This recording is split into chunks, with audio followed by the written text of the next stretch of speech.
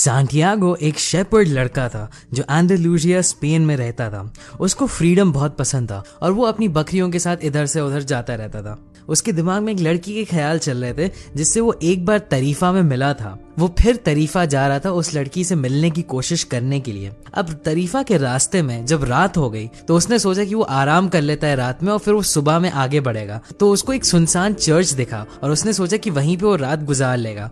उसने अपनी भेड़ बकरियों को चर्च में रख दिया और एक सिकामोर ट्री के नीचे जाके वो सो गया।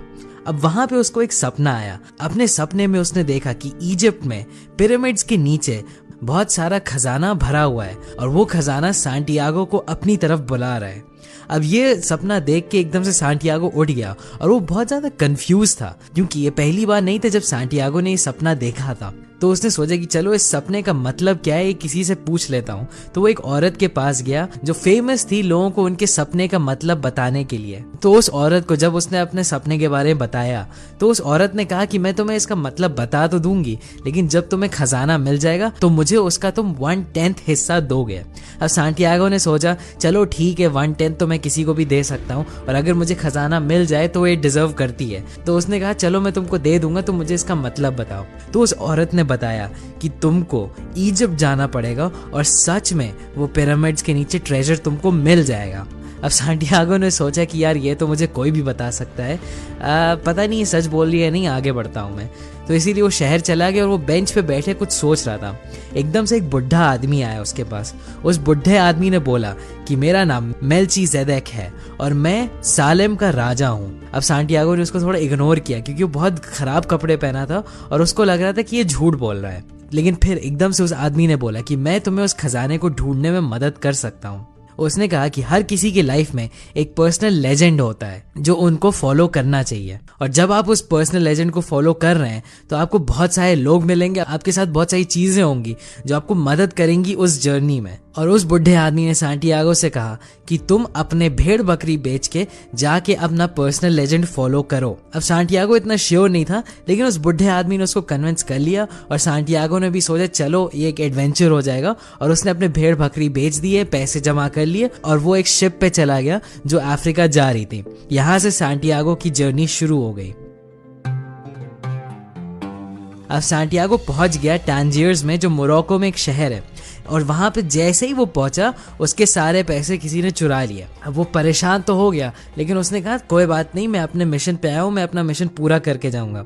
वो एक क्रिस्टल मर्चेंट के पास गया जो अपनी शॉप में क्रिस्टल बेच रहे थे, और उसने कहा कि मैं आपकी दुकान के क्रिस्टल साफ कर दूंगा, इससे ये थोड़ा और बिक भी जाएंगे और आप मुझे बस खाना दे दीजिएगा। तो जैसे ही सांटियागो ने उसके क्रिस्टल साफ किए एकदम से लोग आने लगे और वो क्रिस्टल खरीदने लगे। तो उस मर्चेंट ने सोचा क्यों ना मैं इसको जॉब ही दे दूं। तो वहां पे उस क्रिस्टल मर्चेंट की दुकान में सांटियागो जॉब करता था और धीरे धीरे वो नए नए बिजनेस आइडियाज लाता गया, नए नए तरीके वो और क्रिस्टल बेचने के लिए। धीरे धीरे अच्छी खासी उनकी सेल्स बढ़ गई और सांटियागो को भी अच्छे खासे पैसे मिल गए और वो मर्चेंट भी अमीर हो गया। लेकिन तब भी सांटियागो को अपना मिशन याद था। तो जैसे ही उसने सुना कि सहारा डेजर्ट क्रॉस करके इजिप्ट जाने वाला एक कैरावान निकलने वाला है, तो वो भी उस क्रिस्टल मर्चेंट को अलविदा कह के अपने जर्नी की तरफ बढ़ गया। उस कैरावान में उसको एक इंग्लिश आदमी मिला जो एक अल्केमिस्ट को ढूंढने जा रहा था, और उस इंग्लिश आदमी ने बोला कि वो अल्केमिस्ट इतना ताकतवर है कि वो तांबे को सोने में बदल सकता है। तो सांटियागो और उस इंग्लिश आदमी की दोस्ती हो गई क्योंकि वो दोनों अपने अपने मिशन पे जा रहे थे। अब वो लोग जब उस कैरावान में डेजर्ट को क्रॉस कर रहे थे तो धीरे धीरे एक अफवाह उड़ने लगी कि एक जंग होने वाली है डेजर्ट में, और सब लोग अच्छा खासा डर गए। तो उस कैरावान ने डिसाइड किया कि रिस्क लेने से अच्छा है एक ओएसिस है डेजर्ट के बीच में जिसका नाम है अल फायूम, वहां पे हम लोग रुक जाते हैं जब तक ये जंग खत्म ना हो जाए। अब ये जंग हफ्तों से लेके सालों तक चल सकती है, कोई गारंटी नहीं है कब खत्म होगी। तो सांटियागो थोड़ा डिसअपॉइंट हो गया कि पता नहीं मैं कब पहुंच पाऊं पिरामिड्स, लेकिन तब भी उसने हार नहीं मानी। अब वो लोग जैसे ही उस ओएसिस में पहुंचे उस इंग्लिश आदमी ने अल्केमिस्ट की ढूंढ शुरू कर दी और सांटियागो उसकी मदद कर रहा था। अब एक लड़की उनको मिली जिसका नाम था फातिमा, जिसने उनको अल्केमिस्ट का पता दिया। अब उनको इन्फॉर्मेशन तो मिल गई अल्केमिस्ट की, लेकिन सांटियागो को उस लड़की से प्यार भी हो गया। तो सांटियागो रोज जाके एक वेल के बगल में अपनी फातिमा से मिलता था और वो इंग्लिश आदमी अल्केमिस्ट के पास चला गया। अल्केमिस्ट ने उस इंग्लिशमैन से पूछा कि तुम मुझे 10 साल से ढूंढ रहे हो, क्या तुमने कभी खुद कोशिश की तांबे को सोने में बदलने के लिए? इंग्लिशमैन ने बोला नहीं। तो अल्केमिस्ट ने उसको असाइनमेंट दे दिया कि तुम खुद से कोशिश करो लेड को गोल्ड में बदलने के लिए। तो इंग्लिश मैन अब बिजी हो गया और सांटियागो को उसकी फातिमा मिल गई थी।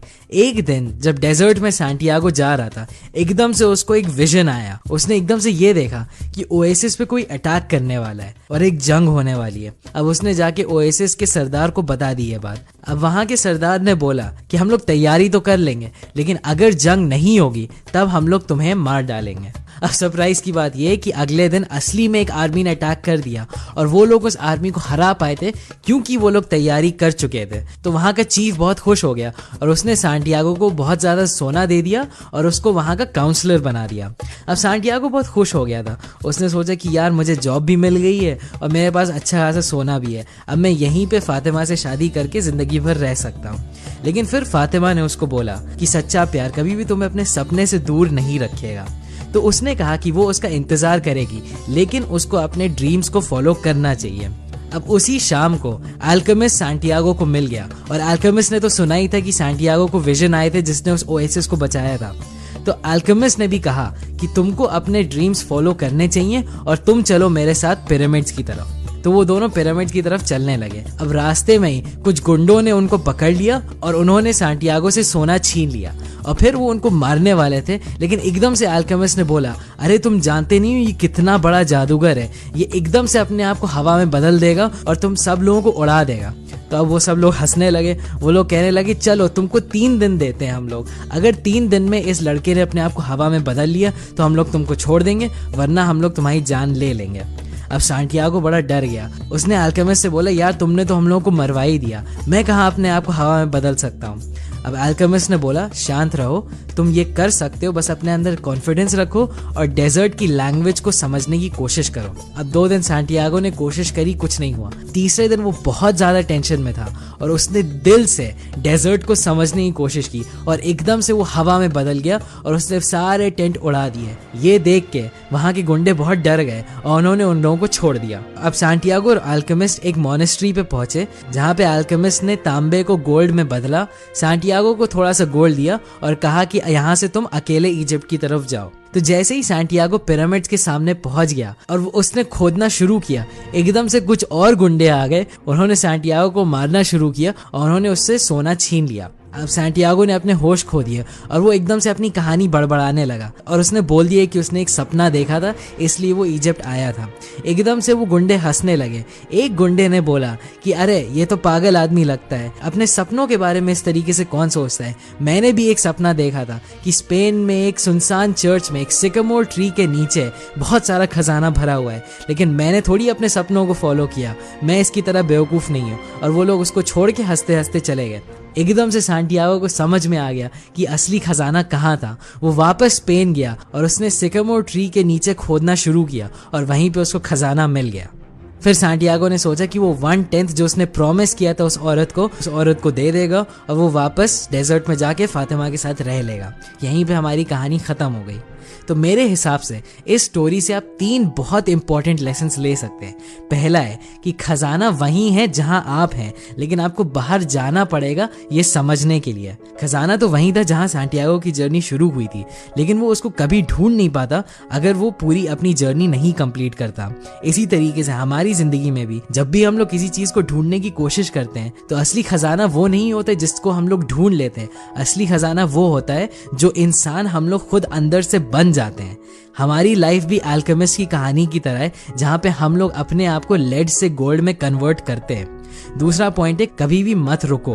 काफी चीजें गलत हुई सांटियागो के साथ और किसी भी पॉइंट पे सांटियागो रुक सकता था और बोलता कि यार मैं वापस स्पेन जा रहा हूँ, लेकिन वो आगे बढ़ता रहा। इसीलिए लाइफ में जब भी कुछ हो अपने सपनों की तरफ बढ़ना मत रोको। कभी कभार थोड़ी देर के लिए पॉज करना पड़ सकता है। जैसे सांटियागो उस मर्चेंट की दुकान में 1-2 साल काम किया, लेकिन तब भी उसको अपना मिशन याद था और जैसे ही मौका मिला वो अपने सपनों की तरफ आगे बढ़ने लगा। यही चीज हम लोगों को भी करनी होगी। और तीसरा पॉइंट है, अपने दिल की आवाज सुनो।